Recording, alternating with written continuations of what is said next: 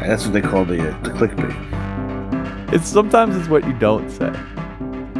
Hello and welcome to the Hackaday podcast. I'm Elliot Williams. And I'm Tom Nardi. This is episode 221. This week we'll be talking about the future of the Raspberry Pi, sniffing a toothbrush, and your tactical tool threshold.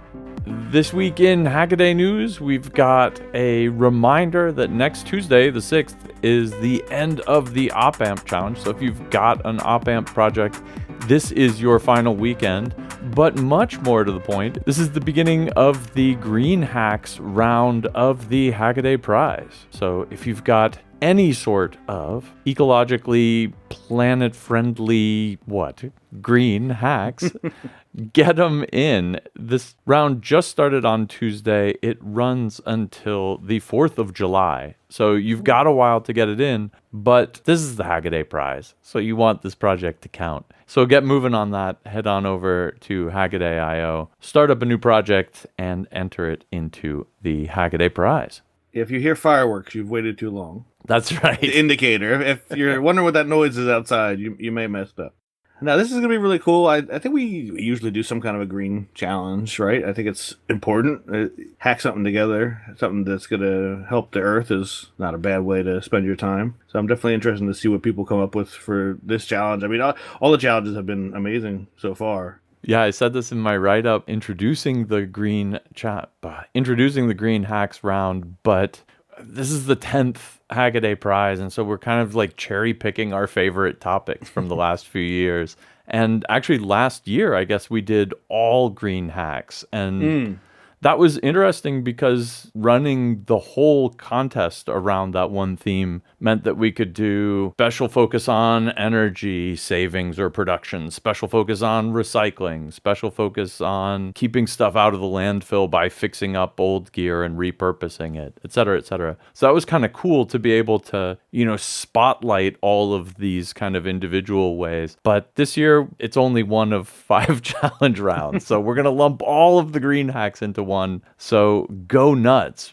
But the nice thing about that, of course, is it means there's kind of an exceptionally wide scope to enter into this round. So anything that saves energy, uses energy well, generates clean energy, recycles things, cleans up the environment, environmental monitoring, et cetera, et cetera. There's just so many different ways you can go with this one.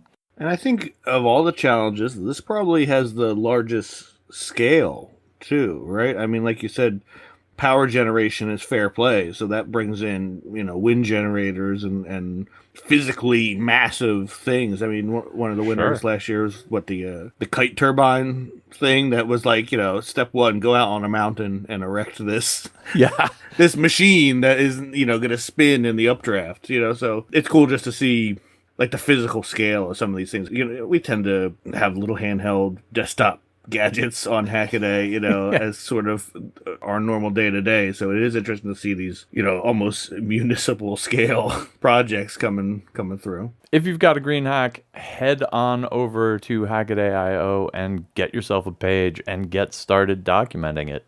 Contest runs until the 4th of July. This is a journey into sound. What's that sound? What's that sound?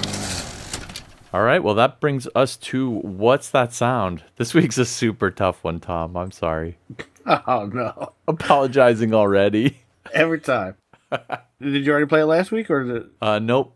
This is a brand new, fresh one. All right, so at least nobody has a head start on me. All right.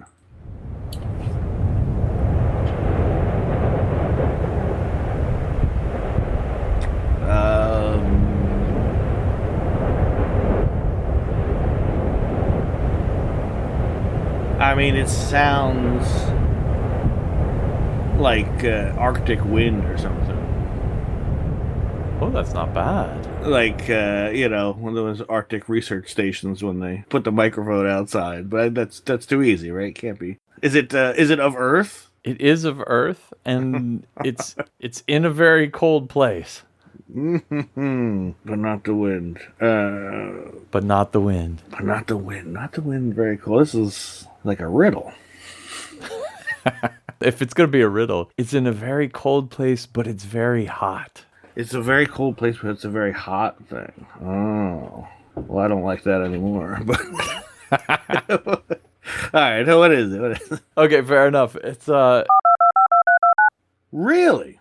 yeah. I definitely hear a very low, like ominous thing to it. Still a very cool noise. That's kind of why I played it, but I don't expect anyone to get it. So if you know what this one is, head on over to hackaday.com/podcast, fill in our form, give us your handle and your best guess.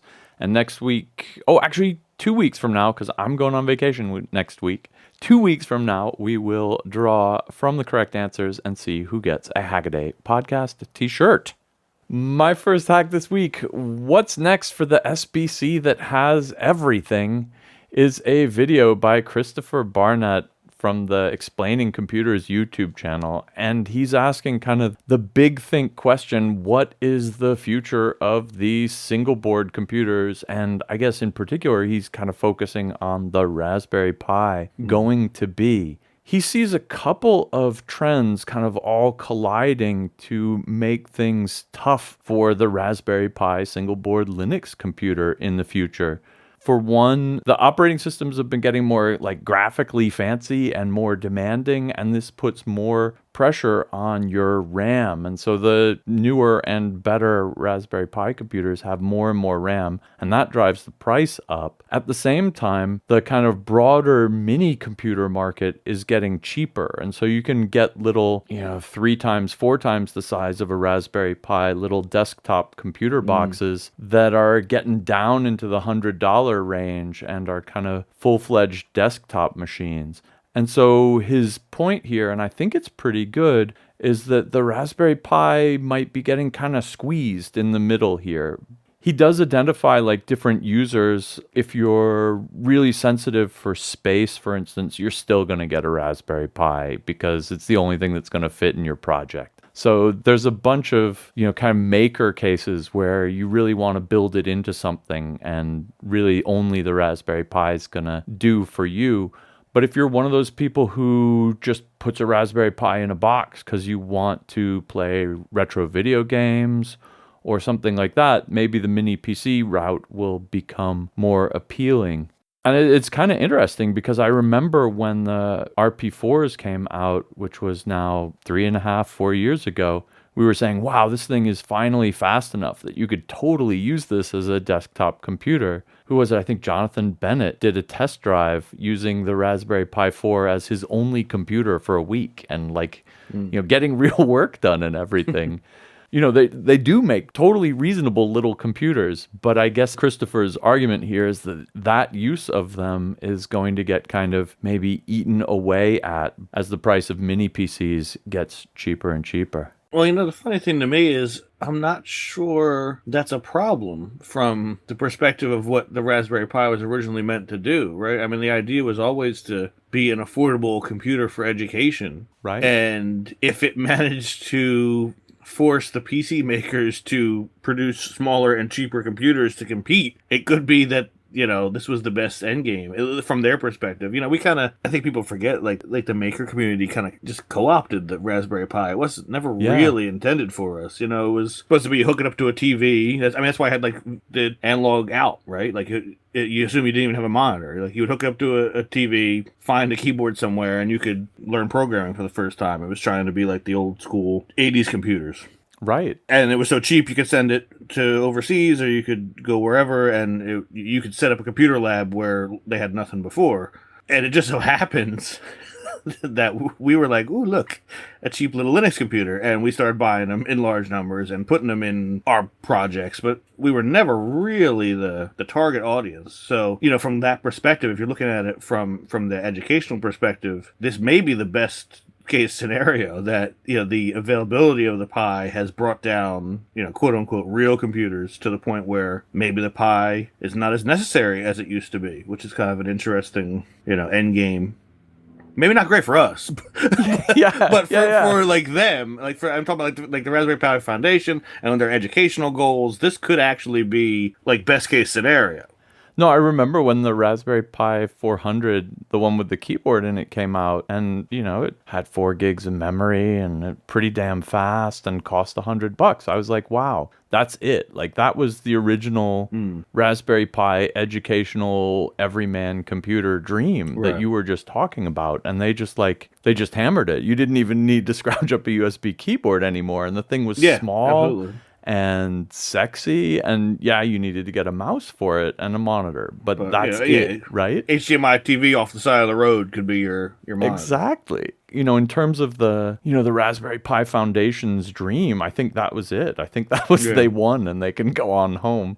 But for us, the poor people who want to put one in every project, Right. like, what are we left with? I also agree with Christopher's assessment that there's been a lot more entrance into the single board computer game. And so, in the old days, it was Raspberry Pi and BeagleBoard. And The gum sticks and stuff, right? yeah, I guess there were also the gum sticks, and there were a couple like PC 104 format, like build it yourself computers. But really, on my radar, it was really either the Beagle or the Pi back then. And now there's like 10 or 20 manufacturers of single board Linux computers. And that's just fantastic. Like, again, we all win, right? This is great news. And some of them have more features, some of them have less features. So I think that's also competing with Raspberry Pi on the hacker end of things. And then there's also, having the chip shortage hit them has given people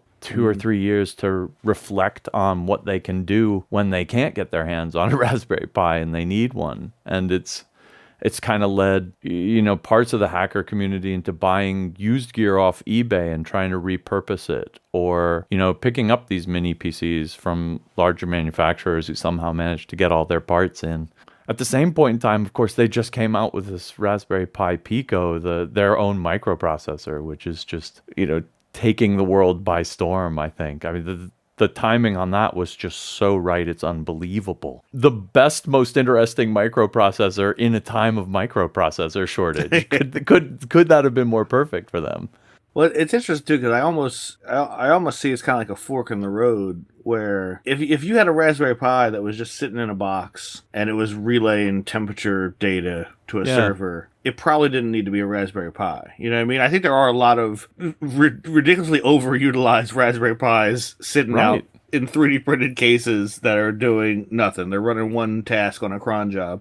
In a lot of ways, the Pico can kind of pick up that slack. I mean, obviously you don't have a full operating system, but I mean, now with MicroPython, CircuitPython, you could port over some of the stuff you might have running on Linux on the Pi. It could take over a lot of these jobs at that original, like, almost impulse buy price point, Like when the Zero came out, I bought a bunch of them because they were just they're so cheap. Like it was unbelievable. Like how could these things be so cheap? I bought them and I still have some that I'm using. And I think that the Pico has now become that, right? Like it's so cheap, you buy a bunch of them and you find the applications for them and you don't waste a full Linux computer, And I think people are starting to see that too. Like, like you said, they're buying secondhand thin clients and stuff like that because all you needed to do was run some server. You weren't utilizing like the GPIO or the camera connections. You were just literally needed like a little cheap Linux box. And that's maybe not the best use case for the Pi. Certainly not at the current price anyway. Yeah. I mean, at $35, sure, have at it. But like if you're going to spend $100 on a Raspberry Pi just to run some Python script, like that's silly. I mean, there's better options now. So I think that diversification of the market is probably for the better for us, even if there is like this awkward transition period where like people are still trying to get Pis, even though they maybe didn't need a Pi in the first place, if that makes sense. Yeah, no, if you look back like 7 years ago, before MicroPython, especially, before the ESP32, you look back in that period in time where, doing embedded programming was really doing embedded programming. You had to write something in C. And then along comes Arduino and it's like, oh, here's a bunch of friendly libraries. But, you still have to be doing the programming in compiled C on a real computer and then download it over to that computer. And then comes along, MicroPython and the various boards that are supported by that. And then all of a sudden the microcontrollers are, I can log into this with a terminal and type interactive code into it. It's just a lot more like the Raspberry Pi experience would be, at least the SSH terminal headless Raspberry Pi experience. And so I think there were a lot of people, and I remember the quote elite, which is maybe the snobby bastards of Hackaday, being like, you don't need a Raspberry Pi for this. You could do this on an Atmel 328. And the answer is sure you could, with a whole crap ton more development time and learning a whole different skill set, because these are already people who know how to write programs for big computers and not small computers, right? So like there's all this baggage there. But, you spin up MicroPython on an ESP32 or a PyPico or a Microchip's AMD4 or, any of these kind of more powerful modern microcontrollers, like you're talking small computerville again, and not really microcontrollerville. And, there's all this confluence all over. And like you say, it's awesome for us, right? Yeah, more options, the better, for sure. Well, speaking of doing things with minimal hardware and kind of redefining the classic computing experience, something I thought was very cool was the BeatBerry. This is an article that we actually ran maybe over the weekend. The idea here is there's a chat service called Beeper, which I hadn't heard of before, but apparently it's built on Matrix and ties in like everything, like all the different things that are out there. Google's chat, iMessage, and Instagram. I guess everybody has a chat thing now, right? So it pulls in something so like 15 different chat services and has it in one experience that you can access from the command line on Linux, at least. And the people running this service said, oh, wouldn't it be cool if we could get a little handheld device that kind of looks like a BlackBerry and lets us use our code on it. So they partnered with SQFMI, who made the Watchy e-ink watch, which I'm sure we've covered before. And they have put out they will put out, I think over the summer, a little handheld device that is using an actual BlackBerry keyboard. It has one of the sharp memory LCD displays, so it's not exactly e-ink, but it's got that kind of high contrast, low energy consumption display. And, it's designed around this Beeper client, but it's just a Raspberry Pi Zero on the back end running a full Linux. So while that might have been the idea that brought us this device, I think obviously the community is going to take it a lot farther than that. And personally, as somebody who's into, I guess you'd say, alternate computing form factors and that kind of thing, I think it's very, very promising to have this little handheld Linux box that could do whatever you wanted, really, whatever can run on the Raspberry Pi Zero that's plugged into the back. Keep in mind, this is very much a development device. Doesn't have the polish maybe of a commercial, what you might be considering like a commercially released handheld. There's no case, but they have 3D printable files and that kind of thing. So you must be this high to ride. In other words, like don't expect it to be out of the box. The little Linux handheld we've all been waiting for. But I mean, it looks very promising. Full disclosure, I have put in a pre-order for one after reading the article and watching some of the videos. It looks like the kind of device I've been waiting for a long time, and I'm pretty hopeful that they'll deliver with it. Yeah, I can't blame you. That looks really sweet, actually. And there is definitely something to be said for reusing those old BlackBerry keyboards, because they're actually totally serviceable as keyboards. And, yeah, right? I'd type on one of those all day long compared to having to type on my cell phone. Makes me wonder how many of these BlackBerry keyboards are available on the new old stock market, because everybody's buying their spares that were made in the BlackBerry heyday, and you got to think somebody's in a factory, like a warehouse, someone like, who's buying all these keyboards? Like, we were sure we were gonna have to recycle these things, and now somebody's buying them up like crazy. But no, I think it's going to be really cool. And, it breaks out the GPIO and everything. So there's certainly going to be room for adding additional hardware. And it actually has a RP2040 on it, which I think they're using for the display and the keyboard or something like that. They're using or peripherals or something. So that's kind of interesting, too, that's on board. And if that can be kind of pushed into service for more than just running the keyboard. I think it's going to be really, really cool to see what people do with it when it gets out there. When you order it, it's like, do you want a Raspberry Pi Zero with it or not? And obviously that raises the price, but it also significantly pushes out when you'll actually get the thing, because the Pi Zeros are in themselves so hard to come by. I'll go without because I still have a few zeros floating around. But there are other, we were just talking about this. There are other boards that I have the zero layout, GPIO wise and dimensionally. Sure. So I'm sure there'll be some list of compatible boards, or maybe even a microcontroller. Maybe even the Pi Pico if you really wanted some kind of low power text only thing. It's not outside the realm of possibility. You could use a microcontroller for it too.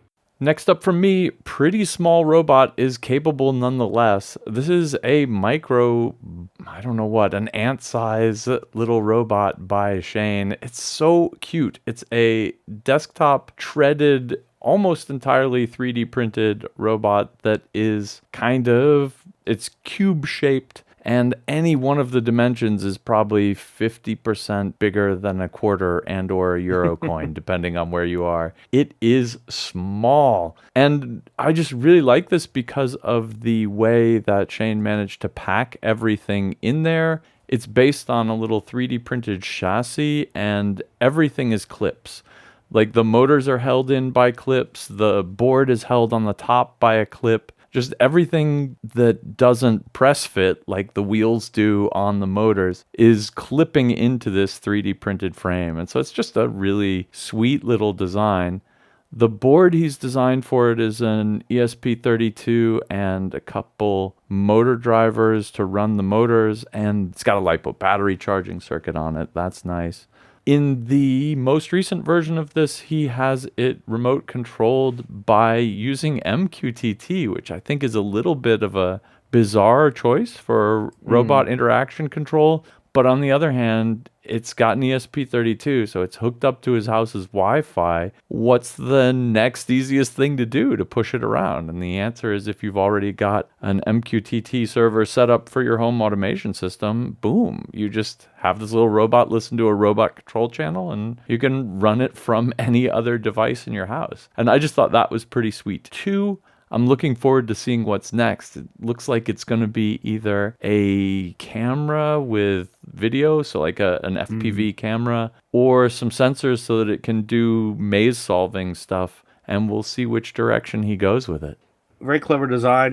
They got to go back to the frame, chassis, whatever you want to call it. I like that it's actually like a two-dimensional shape that's just extruded. And you can imagine if you just extruded it long enough, you could just cut these things, like cut, have a real long, almost like an aluminum extrusion, and just cut little sections out of it, like mass produce these robots, because it's just the little clips are just integrated in there, and everything just kind of clicks in very neatly. The battery slides in. I think there is like a secondary part that holds the motors or something, but very, very few parts. So, when we say that something is, mostly 3D printed, you get kind of this mental image of a bunch of weird shaped parts all interconnected and glued together. But this is perhaps the most simplistic 3D printed robot we've ever seen. Up to even like the treads on the wheels are just like rubber bands going between them. Like there really is. It's interesting because in one way it's super simple and approachable, but then it requires this little super tiny electronics board that is custom made, so it's a little hard to say like, hey, this is the great weekend project printable robot you were looking for, because you're still going to need that super bespoke board that sits on top of it. But at least for the design of the bot itself, it doesn't get much easier. Yeah, you're totally right. I mean, making something that small is kind of a challenge in and of itself, right? And like cramming all the parts on that little PCB board. That was work. I could see how that was work. He's pushing the button with like tweezers or something because the whole thing is so small. And, we should say too, it's not, you said the ESP32 on there, but it's not like the regular ESP32 you're thinking of with the can and everything. It's actually the bare chip. The stuff you usually don't see that's inside the can, It's not a module, it's just the chip. And actually, he ran into trouble with that because apparently you can get the ESP32 S2 in a bunch of different flavors. Some of them have embedded flash, some of them have RAM, and some of them have both. And he thought he was ordering the one that had both. And I guess he was ordering the one that didn't have any flash. So the one that you're supposed to use with like an external SPI flash. This is real bare bones. And so he gets the thing made and he goes to flash it and it's like, I can't flash it. I wonder what's wrong. Short answer, no flash, which hardware is hard, y'all. It's not like you could just like change up the code. If you order the wrong parts and, these parts vary only in the last few digits of their part numbers, you've got the wrong parts and you've got a machine that doesn't work. So this is the usual hardware development headaches, but I'm just super stoked that he went and tackled the lithium polymer battery here. Little bit of a secret aside, we've been working on the SuperCon badge this year, and we were debating doing lipo on it. And we always want to do lipo, and we always chicken out at the last minute because the logistics of ordering 500 and something lithium polymer batteries for everybody at the con is just too much. But I actually went as far this year as to design exactly the charging circuit he has on this one, which is really funny because I saw it had a lithium charger and I'm like, oh, cool. Let me see what he did. And he did exactly the same thing I did, which, I cribbed off the data sheet too. So no shame there. No shame there, right. He went with USB-C, which I probably should have, but ended up, again, totally chickening out. And we're going to do regular batteries. Keep the Kirkland AA's in stock. I mean, we might even do AAA's this year. Oh, there you We'll go. see what happens. We got one more A. I got a stylus for my Chromebook, and I didn't realize at the time it has a quadruple A battery in it. There's a quadruple A? I didn't even know that was a thing. It's I like didn't either. it's super thin and long. So then I was like, nope, I'm not gonna deal with this, and I ended up getting a rechargeable one for slightly more. But this is the first time that quadruple A battery dies, and I go somewhere and they look at me like I'm crazy. I still don't believe you. Ah, damn, it does exist. Well, this next one I really liked. This was kind of the old school hacking for the sake of hacking that I enjoy. One person's battle with a Philips Sonicare toothbrush. We're at the point now where the removable head of the toothbrush has an NFC chip in there that counts how long you've been using it and tells the toothbrush proper when it needs to be replaced, and will blink a little light that says you've been using it for too long. I'll give away the ending. You're not actually prevented from using the head. And some of the comments were upset about that. Like, in the end, he didn't need to do this, but because it's just a reminder. But this is one of those things that's just hacking for the sake of hacking. And also, it's not hard to imagine that, like, in the next generation of this thing, that maybe they'll prevent you from actually using an old head. But Cyril, the hacker here, figured out that there was an NFC chip in the head of the toothbrush. It looks like from the app on the phone.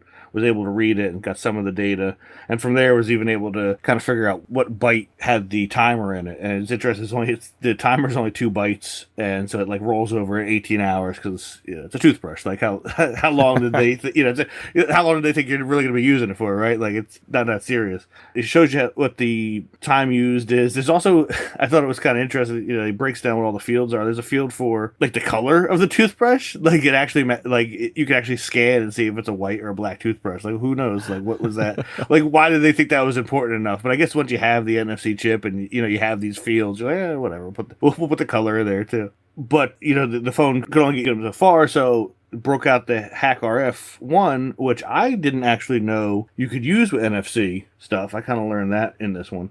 From there, was able to sniff the exchange between the toothbrush and the head and figured out the password necessary to flash the chip. And from there, was able to reset the counter back to 0 and turn the little nag alarm off. Again, like, he didn't need to do this because he kept on using it, but he wanted to prove that it was possible to reset the chip and make the toothbrush stop complaining. It's just a really cool look at reverse engineering for the sake of reverse engineering. I mean, there's certainly something to be learned here if you have an NFC device that you want to play with and you want to see what kind of information's on it. A lot of the techniques are the sort of thing we've seen before. To find the timer variable. You just scanned all of the stuff that the NFC chip was putting out, brushed his teeth for 5 minutes, scanned it again, and saw the variable that went up by, a repeatable amount. So there's a lot of kind of reverse engineering best practices, I guess you could say, that are on display here. And it's just a really, really cool success story, even if the success was not technically needed, but it made for a good write-up. Yeah, well, the success is figuring out how the thing works. I mean, if you're like, how does this thing work? And then at the end of the day, you figure out how the thing works, Yeah, right. there you go. And like you said, there's a bunch of interesting tools used along the way. I hadn't seen NFC Laboratory, which is an SDR based NFC kind of library. Lets you do the NFC decoding if you've got something like a HackRF or any other kind of SDR in the middle. And so that's a cool new tool for me, and I'm gonna have to go check that out. I loves me some protocol decoders. This kind of thing, just, here's a bunch of data. I wonder what I can change to make it work right, is always fun to do. I actually, for no good reason, got started reverse engineering the system exclusive protocol for an old synthesizer the other night because I don't know, I fell down a rabbit hole and I wanted to figure out how it knew which pads were which color, right? And so I did what he did. I started assigning the pads to different colors and then I dumped it. Make them red, dump it. Make them turquoise, dump it. And see what changes, right? And you can do this. It's not rocket science. If you can take the binary and see what the numbers it spits out are, you can start tweaking around with it. And I'm like, all right, well, I'm going to see if I can change this one to this color. And you just tweak that, run it back into XXD minus R to convert the text file back into binary, and you just send it back. And lo and behold, turquoise pads, I mean, this is the sort of thing you just want to do. And it's nice to see other people doing it. And especially for something like this, like, talk about the lowest of low security. Whoever wrote this firmware was definitely taking the easy way out. I mean, it's a toothbrush, right? It's a toothbrush with a little counter in the head. Like, nobody is really stressing, we got to do a checksum, we got to encrypt it. Like you said, you just watch the variable, watch them change. That's the timer. There was nothing was really being hidden here. It was all right from the data sheet. Like, how do you count seconds? Okay, fine. Publish that over NFC. Like, it was all done as easy as could be, which makes it, of course, easier to figure out on the other end, which is very refreshing instead of having to wrestle with something that should be simple. The color of the head is shown over NFC. Maybe you wanted to make some kind of automatic head color sorting system or whatever. Now the information's out there in the public and we know what to do with it. And at the end of the day, I mean, I think that we should have as much control over our devices as we can, right? Like, we own them, we paid for them, so why not? There is perhaps 1 in 10,000 out there who is like, I wonder if I can reset the counter on my Philips electric toothbrush, right? But for that 1 in 10,000, why make it harder than it needs to be, right? Like, there's no reason to be adversarial when you design something. And I think maybe that's just, be the change you want to see, right? Like, maybe it's a lesson we can just, for those of you who are listening who might professionally design electronics, don't make it harder to hack them than necessary on the off chance that somebody wants to play around with something they spent their hard-earned money on. Moving away from the terrifying future to the possibly good future, will electric tractors farm your food? This is actually a really neat article from Smithsonian Magazine. It's much less about electric tractors than it is about autonomous tractors. And I'd like to kind of, stick a wedge in between those two a little bit more than they did. The point of the article is that there's a few companies who are starting to make small tractors that are electric, and some of them are solar and rechargeable. And this actually makes a whole ton of sense. We're not talking about, the big combine harvester that needs to go out for 9 hours at a time. We're talking about a small farming utility tractor that you're going to use to schlep something from here to there, or go pull in a wagon from out in the field, right? But the kind of few hours of use a day scenario, it totally makes sense to have that be electric because, you just plug it in when you get back and boom, it's ready to go the next time you need it. And it'll be cheaper than running diesel. It's better for the world, probably cheaper long run in terms of maintenance cost. Like, I actually think that for the kind of small scale yard/small farm tractor use, making an electric one is an absolute no-brainer. This article then goes on to point out all of these companies, and of course, because they're Silicon Valley companies, they have to be autonomous tractors. And they're, There's a car company that has confused electric vehicles with autonomous vehicles, despite the fact that their autonomous vehicles aren't even autonomous. And this company has managed to create enough confusion in the general marketplace that I think the Smithsonian article fell for their trick. Anyway, there's also a bunch of really cool farming robots on display here, and I think that's maybe even more interesting than just switching out the drivetrain on some small tractors from diesel to electric. What's more interesting here is they've got a few different kind of small-scale autonomous farming machines. I mean, they're not even tractors anymore. This thing's going over your crops with a camera and it's telling you what's going on, right? It's not even, this is a farm robot. And I think that's what's really cool about this article is they pointed out some farm robots that I haven't seen before.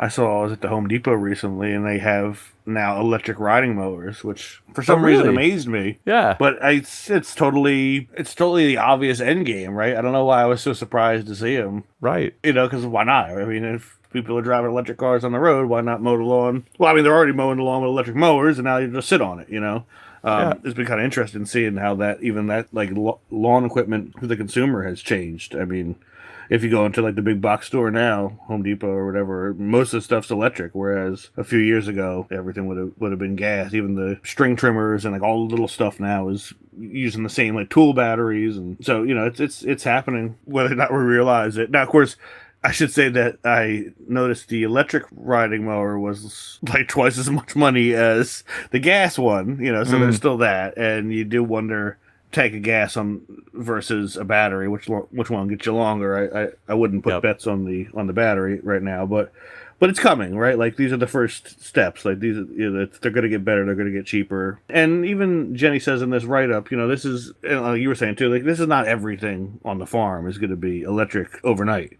There's still big machines that need 24-hour power, and they need ridiculous torque and that kind of stuff, and they're going to stay diesel for the time being. But there's plenty of room for improvement, and the electric vehicles, they lend themselves to this more unique designs, like you're talking about. Like, there's a picture in the article, the Amiga, which is, I guess, some kind of ride-on tiller thing. Like, it looks nothing like I've ever seen on a farm. It's this like spindly, it looks more like a lunar rover than anything. It's super spindly with, I guess, wheel motors and stuff. It doesn't have like the bulk you would expect for something that's operating on a farm, because it's just a different technology. You don't have the big fuel tank and the centralized engine and everything. So it's going to allow for, if not revolutionary, certainly evolutionary improvements. The concern I do have, though, and Jenny says in the article that it seems that they're very open to right for repair. Of course, that's something we've written about a lot, especially for the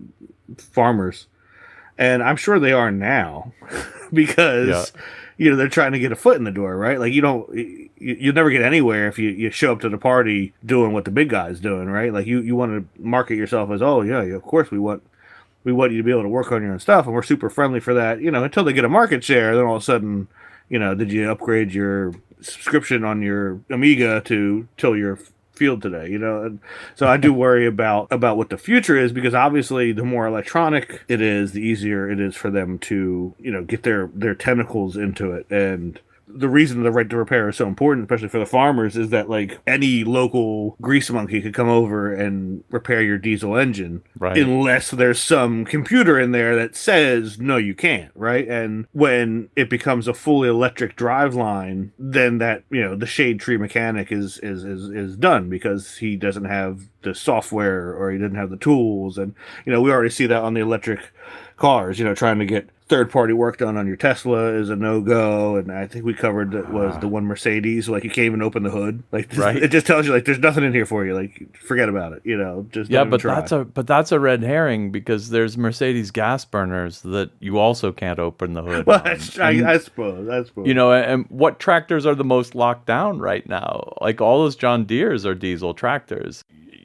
Of course you're right that if your shade tree mechanic doesn't have the right diagnostic tools and doesn't know the OBD codes and OBD, I said it right, doesn't know the OBD codes and all that stuff, then he's locked out. And I agree with you that that's horrible, but I don't know that I necessarily agree that that has anything to do with what's powering the drivetrain. I imagine these things, they're going to have a potted speed controller that is just a block of epoxy that you can't look into. And, there's only so much you can do, right? Right. Whereas the internal combustion engine, for all of its faults, has sort of operated under the same principle for the last 100 and plus years. Does it have spark? Does it have compression? And get somewhere.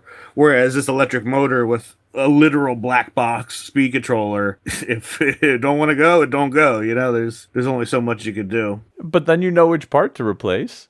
Yeah, you're right. the black box. There you go, man. Yeah. That's true. Maybe. Is it putting out 800 volts? No, it is not. Okay, well, that's wrong. Find something that does, right? Yeah. Well, yeah, I guess, that'll be the new frontier. It'll be, open source firmwares for your tractors and stuff, and life finds a way, right?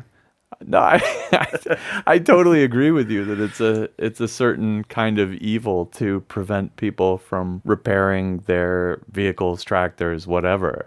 I just want to leave this with one more thought, which is don't confuse electric with autonomous, because the real autonomous vehicles these days on the farm are those crazy modern combine threshers, whatever, that has GPS and drives the track for you. Like, those are all diesel. Like, the most autonomous tractors on your farm right now are diesel ones. Some of these electric tractors they're talking about are really just like a sit in it and turn the steering wheel yourself small farm tractor. So don't be fooled. They're not the same thing. All right, and for my last one here, I'm sort of a weather nerd. I've been running my own little weather stations for a while, and don't trust big weather with the forecast. No.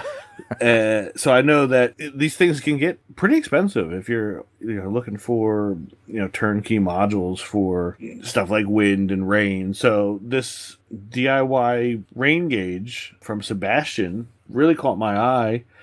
It's very simple. At the same time, it's a very elegant kind of design. I mean, when you look at it, especially with the cover on it, it looks super modern, super futuristic.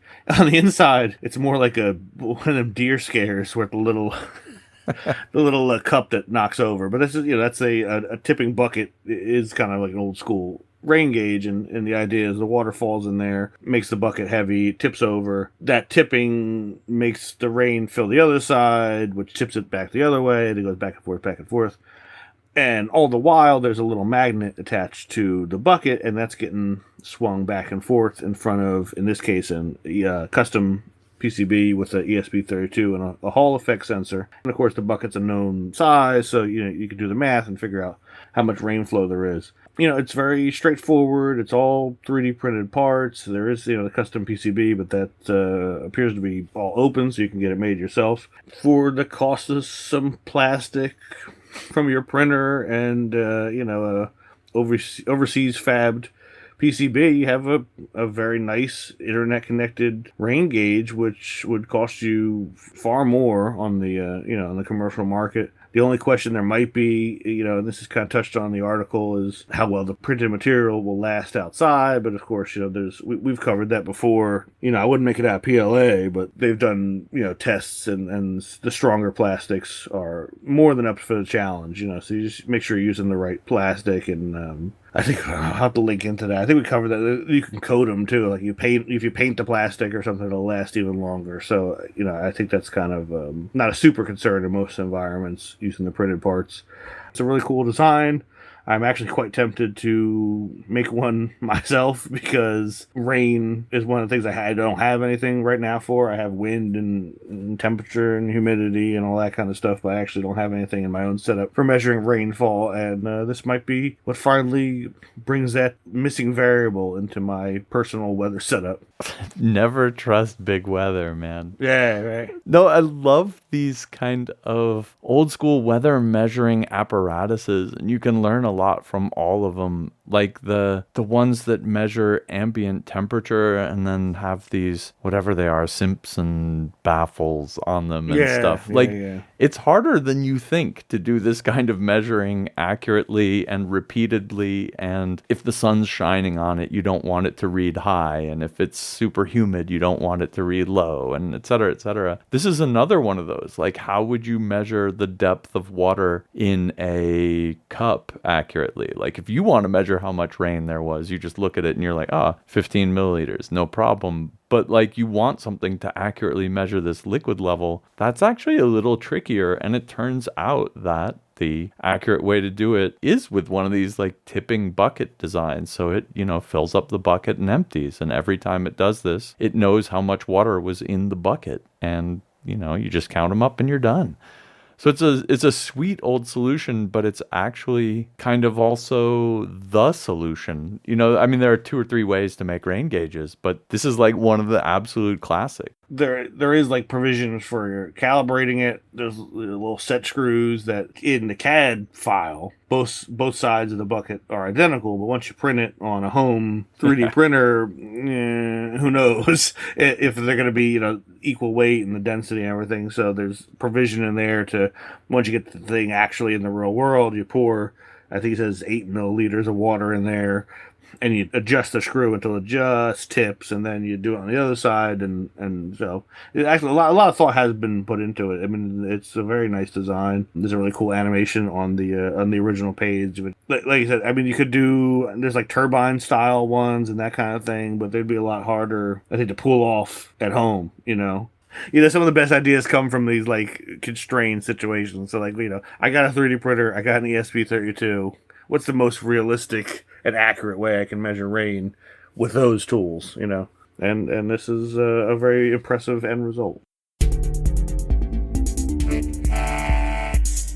Start off my quick hacks this week with a Hackaday prize entry, iBreak Could Be a Breakthrough. This is a project by MBW. It is an ultra lightweight microcontroller using machine learning to detect when the user is blinking. So you can use it as a blink sensor. It's really cool. He's got TensorFlow, small neural network trained on an ESP32 to figure out when the user is blinking and read that.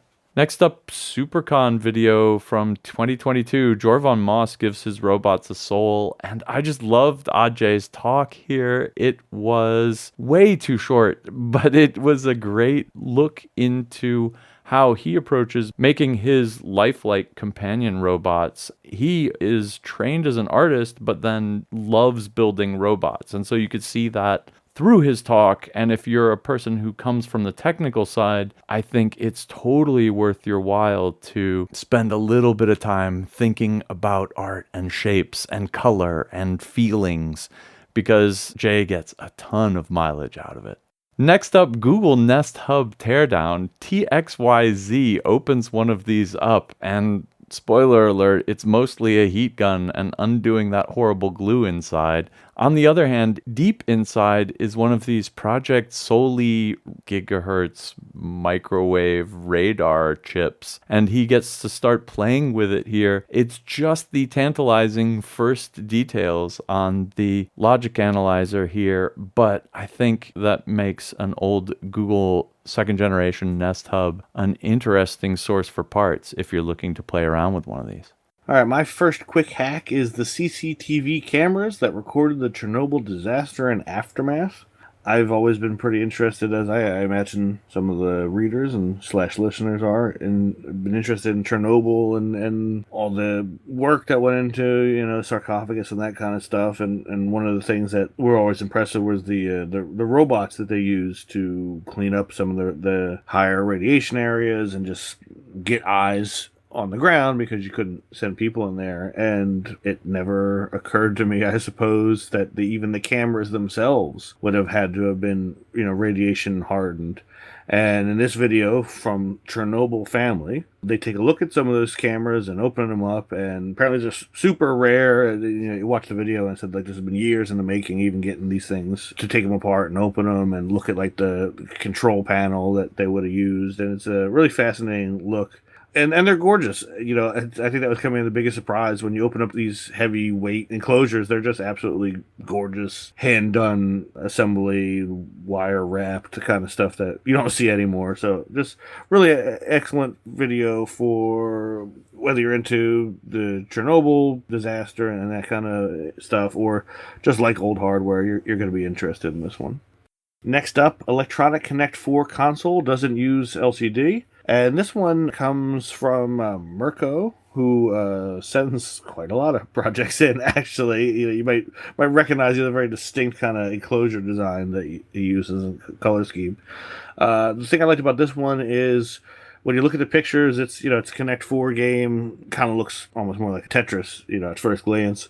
And you might think, oh, what kind of, this kind of LCD display in there? What is that? It's actually an array of WS2812 LEDs inside a printed baffle of sorts so that the light doesn't bleed in between each of the squares. And with like a diffuser on the front, it makes this really nice, high contrast RGB display that you can drive on even a pretty low end microcontroller with just a few pins. Obviously, the resolution is limited, but if you're doing something like Tetris or Connect 4 or Snake or some kind of old school game or something like that, or even if you're just looking for an old school kind of 8-bit look for your project, it's an interesting technique and something worth keeping in mind for the future. And lastly, I have a Hackaday Prize entry. This is low-cost Braille embosser from 3D Printer Parts, and it is just that. It's a little desktop box made out of, the recognizable 3D printer components. You got your steppers, your driver board, and the bearings, and the 8mm rods, the kind of stuff we've probably all got sitting around in a parts bin. It uses a little solenoid, and it can push the braille right into a piece of paper that's fed through it. If you imagine kind of like an inkjet printer, but instead of spraying ink, it's pushing it with a little pin. The write-up says that they're able to build these things for about $250, which is a zero removed from what the commercial versions cost, and you can really see how this would be super beneficial in places where getting braille textbooks and that kind of thing might not be financially feasible. You could run off documents and that kind of thing. So very exciting project, and I could see a lot of people benefiting from the work putting into it.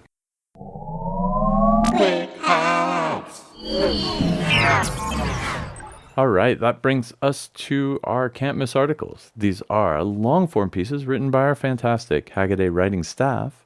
And this week I picked Lewin Day's Methane Tracking Satellites Hunt for Nasty Greenhouse Gas Emissions. When people think about greenhouse gases, a lot of people think about carbon dioxide, but a really much worse greenhouse is methane. A lot of methane is released when drilling for gas and oil. And so this is methane that's under the earth and is just let to escape along with the bubbling crude. In most of the developed world, they're required to capture this methane to the best of their abilities and keep it from just venting into the atmosphere. But this isn't the case everywhere. And so this is a project, MethaneSat, which aims to kind of blanket the Earth and find these hotspots where, due to either bad chemical factory or mining or whatever, there's a huge amount of methane being released all at once. And it's a really cool application of kind of new satellites. And I guess in the 1950s, right, like when satellites were brand new, one of the first things they thought to do with it was like look back down on the Earth and figure out everything we can about the Earth. And there was all of this like, rush of satellite Earth science going on. And then for a while, I think, we started using satellites for communication and a bunch of other things. And I think some of the old school kind of let's see what we can learn about the Earth by looking at it from space stuff has kind of taken the back seat for a long time. And it's interesting to see a lot more of these kind of projects like this, where it's, it's ostensibly a space project because it's a satellite, right? But it's really about learning more stuff about the Earth. And I think that's actually really interesting. And we've seen a lot of these applications of cheap and readily available satellite imagery in fields like ecology. We ran an article a while ago where they were using image classification stuff to count elephants and so track elephant migration because, we got the satellite footage and you can see elephants in it. Might as well identify them. Right? And this is the same sort of thing, except this is with methane. The way people have been detecting methane is actually using satellites that were put up for other purposes, but nonetheless have a spectrometer on them so they can figure out what wavelengths of light methane absorbs, and when that's not reflected back up, you can make the image. The news here is that there's a project scheduled to launch in early 2024 that's kind of a Harvard-run collaboration, MethaneSat, which is actually specifically targeting this wavelength and will get really good resolution, cover large swaths of the earth, and figure out where methane is being emitted.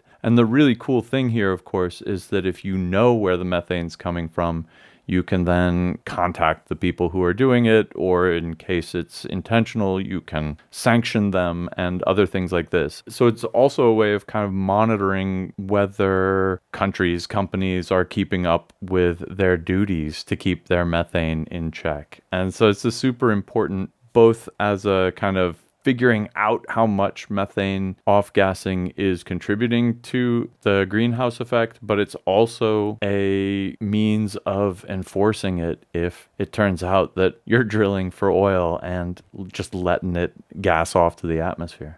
Like you said, like this is kind of keep the big players in check a little bit, and I think it's cool that this is directly the result of cheaper access to space, right? Like this is not something that could have been put together by private groups in the past. It would have been too expensive, but this is between Harvard researchers and the Environmental Defense Fund, they put the money together, build it, and launch it, and we'll do our own environmental monitoring. We don't have to rely on the government to do it, and there's something to be said for being able to get your information direct from the source and not filtered through anybody, not to go down any conspiracy theory roads, but if you have the means to collect your own environmental data, then have at it. It's a brave new world where private groups can put together what isn't a whole lot of money and put something like this in orbit and put the information out publicly, so there's no question about what people are doing. And it's a very exciting time that we're able to do this kind of thing, and not just for methane, for everything, all kind of earth monitoring, and it's a very interesting time. I guess you could say that you're putting this kind of power into the public hands, and not just whatever the government feels is worthy of their time to investigate. Prior to getting access to some of the satellite imagery, they were also thinking of running drone airplanes on the ground with the same instruments in it. And so they've actually got a demo here of just kind of running a plane back and forth over a path and discovering that there's obviously visible methane plumes there. And that's kind of cool too. It gets you maybe a lot more resolution, but of course a lot less coverage because you just don't have the field of view if you're close to the ground.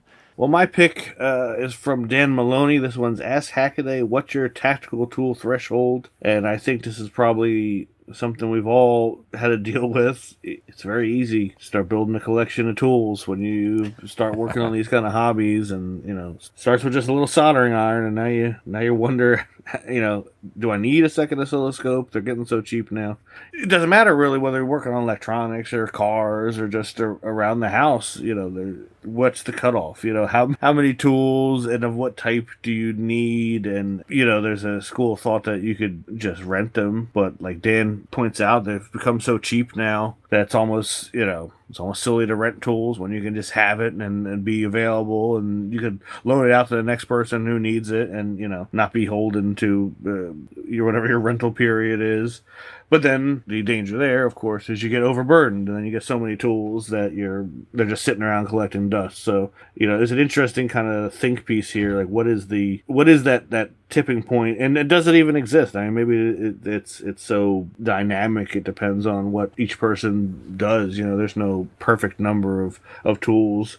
It's gonna be based on you and what you do and the kind of things you like. And I as someone who I've been trying to kind of get better organized recently and set up the most common tools and have them at, arm's reach.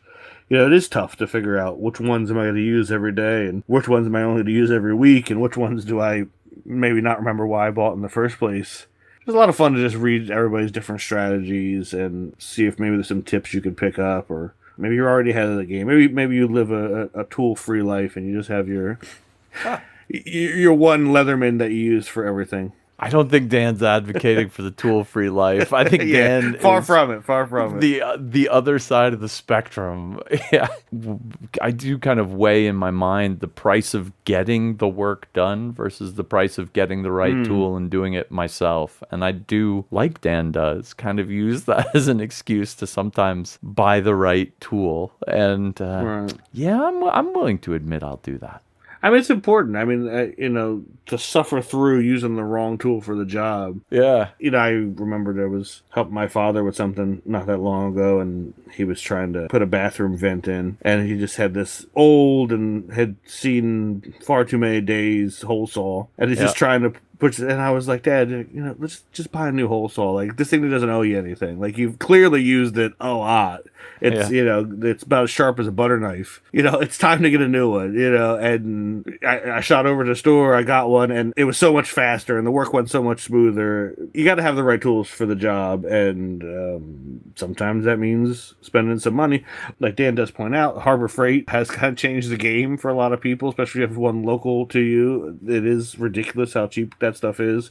If it is a tool you're only going to use once, you don't necessarily need to spend a lot of money as long as the thing works and does what it needs to do. And I should also point out that Harbor Freight has a very forgiving return policy, especially if you get like the extended warranty. So if you do burn out the angle grinder in one afternoon, they'll usually just give you another one. So there's something to be said for that. They might not be great, but they'll keep giving them to you. Yeah, disposable tools. I'm not sure how I feel about that. That somehow rubs me the wrong way, but I do know what you mean as well. That convenience factor of having the right tools on hand to do it yourself is also not to be underestimated. And I think that's part of the trade-off too, is that if you can't do it, or if you have to run out to the store to rent the right machine, or that's time spent, on something else where you could just be like, run down to the basement, get it done, get back to sitting around writing for Hackaday.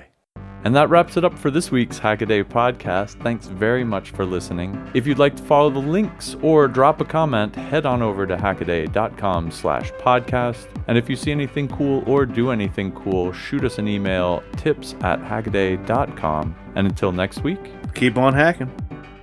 Yeah, absolutely. Yeah. Let's call it. I like it. My toothbrush refuses to brush my teeth because I haven't paid my subscription fee. This is dark gray mirror, if not black mirror. Doesn't even update my agenda with how many times I've brushed or anything. But what? How am I going to do this? Good. Hello and welcome to Hackaday Podcast. That's all I got. I got nothing.